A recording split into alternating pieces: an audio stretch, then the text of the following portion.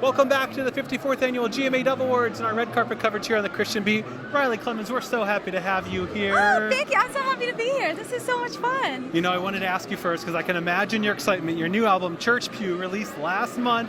How are you feeling now that that record is out for everyone to hear? Putting out a record is a bizarre thing. It's surreal.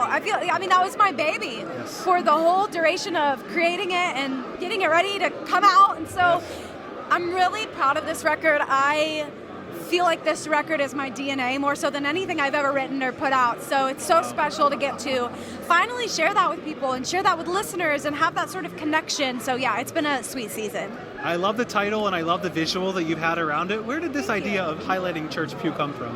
Oh man, I've had that title in my phone for a while, and I knew the minute that we wrote the title track, I was like, oh, that's the record. That's the title, that's the thesis statement, that's the visual. And it came from growing up on a church pew. Some of my earliest memories of life take place on a church pew. Absolutely. And it's really this idea that pews are this symbol.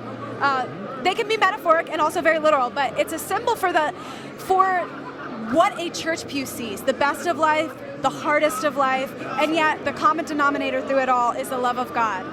And that's the kind of record I wanted to make. Yeah. What about, I like to ask, the most difficult song to write or record? Which one took the most time, do you think? The most time? There's a song called Miracle on the record that we probably tweaked it the most. So we wrote it, and then I would go back and be like, no, I want to change this lyric or tweak that melody. So that one had the most tweaks, but it wasn't the hardest to write. Okay. They all have different little stories. Yeah, oh, I love it. I want to ask you too, Fighting for Me recently certified gold. Yeah. Awesome moment. Thanks. You know, how does it feel personally? What kind of impact has it had on you personally to kind of hear a song take off and impact so many others?